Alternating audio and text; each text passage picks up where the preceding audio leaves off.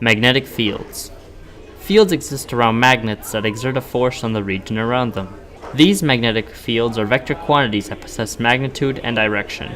Magnetic fields are three-dimensional but can be viewed in a two-dimensional representation by using iron filings that will align themselves with nearby magnetic fields.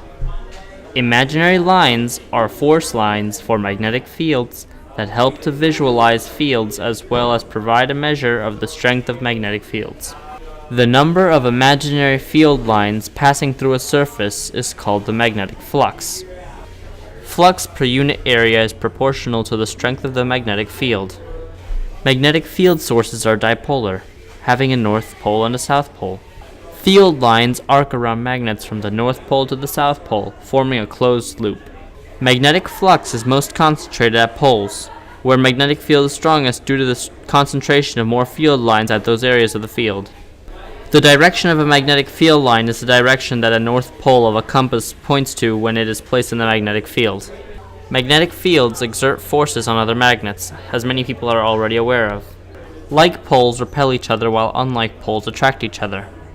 The field produced by the pole of a magnet pushes a like pole of a second magnet away in the direction of the field line. The attractive force of the same pole's field on an unlike pole of a second magnet is attractive in a direction opposite the field lines. The second magnet attempts to line up with the field, like a compass needle. Magnetic fields due to electric current. This type of magnetic field is very similar to ones made by a permanent magnet.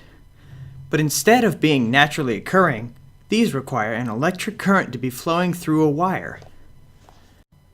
This was first examined by the Danish physicist Hans Christian Ørsted. He placed a wire with an electric current on top of a compass, and the needle of the compass turned until it was perpendicular to the wire. The needle had been affected by the magnetic field created by the charge moving through the wire. In a magnetic field created by an electric current, an invisible pattern of concentric circles is formed around the wire. These lines show that the magnetic field around a wire consists of closed loops, like in the magnetic field of a permanent magnet. Sometimes it seems impossible to determine the direction of a magnetic field relative to the direction of conventional current. Not anymore! Hi, Billy Mags here with the first right-hand rule. Just pretend you're holding the insulated wire in your right hand. Have your thumb pointed in the direction of the current, and voila! Your fingers are now circling around the wire and pointing in the direction of the magnetic field. But wait, there's more! If you use the first right-hand rule, you can also use the third rule absolutely free. The third right-hand rule lets you easily find the direction of the force on your current-carrying wire in a magnetic field. You simply point your right hand's fingers in the direction of the magnetic field and your thumb in the direction of the positive current, and now the palm of your hand is facing in the direction of the force on the wire. Order now! These are the magnetic force equations. To determine the force of magnetism exerted on a current-carrying wire, we use the equation F equals I times L times B, where F is the force on the wire, I is the current, L is the length of the wire, and B is the strength of the field. However, to find the force on a particle moving in a magnetic field, we use the equation F equals Q times V times B. In this, F is the force on the moving particle, Q is the charge of the particle, V is the velocity of the particle, and B is the strength of the field. How an electromagnet works. An electromagnet is created when current flows through a wire coil. When there is an electric current in a coil of wire, the coil has a field similar to a permanent magnet. When the current-carrying coil is brought close to a suspended bar magnet, one end of the coil repels the north pole of the magnet and is a magnet. Before the current is turned on in the electromagnet, the domains in the iron core point in random directions, so their teeny magnetic fields cancel out. When a current passes through the wire wrapped around the iron, the domains turn. aligning parallel to the magnetic field, creating a large magnetic field that extends into space around the magnet. The strength of the magnetic field is proportional to current in the coil. Wondering how you can determine the direction of the field produced by an electromagnet? Just use the second right-hand rule, the method you can use to determine the direction of the field produced by an electromagnet relative to the flow of conventional current. The second right-hand rule deals with the magnetic field that is induced by current moving through a wire.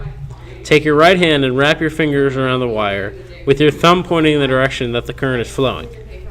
Your fingers now represent the direction of the lines of magnetic force.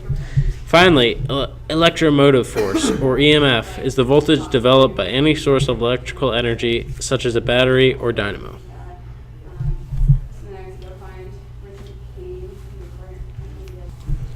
How a DC motor works.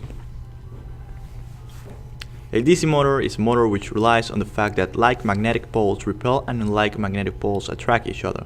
The parts one can find in this kind of motor are divided in different sections.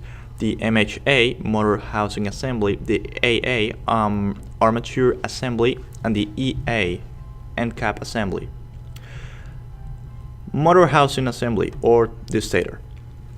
This composes of basically 4 to 5 things. The metal housing, which is basically a metal case to house the magnets, the bearings, and fix the end cap. It is also responsible for producing a magnetic field using the magnets to chart the flow of magnetic force. The bearing. This component supports the shaft that is part of the armature assembly and also provides lubrication for the shaft to turn with less friction.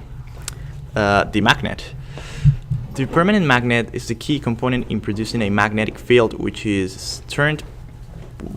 in turn produces torque or the turning force of the motor. The spring holder. This component fixes the magnet to the housing. Okay, with that done, it's the armature assembly or the rotor. This is composed of the same 5 to 6 pieces. No, wait, never mind, 3 pieces. We have the commutator. The commutator commonly uses copper segments and more recently graphite. This component comes in contact with the brush to allow current to flow through the armature, and it's responsible for the direction of the current to shift at its pins and sides in contact with the brushes. The lamination stack, composed of stamped sheet metal called laminations. The lamination stack has slots for the magnet wire windings where current can flow. The magnet wire. Magnet wires are used as windings for the armature, which comes to be a shaft. The shaft is where the mechanical output characteristics of the motor are measured, such as speed and torque. The whole idea of the motor is to provide rotational motion to the shaft. The end cap assembly. This is composed of 3 to 4 things. The brush holder. This component holds the brush in place and provides electrical insulation from the metal housing. The end cap. The end cap is a stamped metal part that holds the bearing in place and strengthens the plastic brush holder. The terminals protrude through the end cap. The terminals. They're usually in pairs. The terminals are the electrical input contacts of the motor. We have the brush.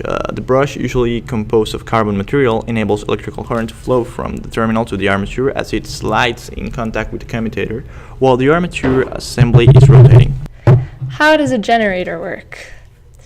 A generator is similar to a motor in composition, but the energy conversion is opposite. In a motor, electricity is used to produce mechanical energy, and in a generator, mechanical energy is used to produce electricity. Both need an external power source.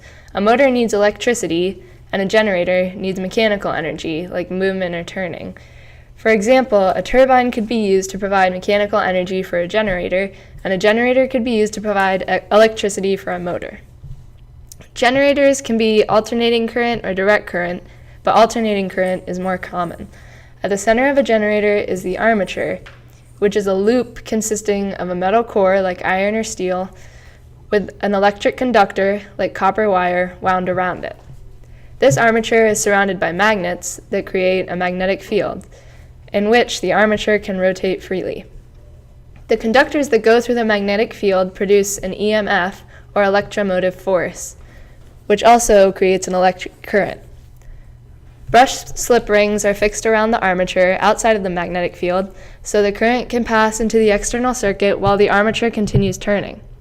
The EMF depends on the length of the wire and can only be contributed to by the parts of the loop within the magnetic field. The electromotive force is calculated by the equation EMF equals BLV times sine of theta. B is magnitude of the magnetic field. L is the length or distance between the two sides of the loop, length BC where the induced current is because of the fourth right-hand rule.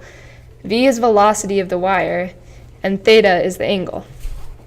The velocity of the armature is greatest when the motion of the loop is horizontal and velocity is perpendicular to the magnetic field, and therefore the current is greatest.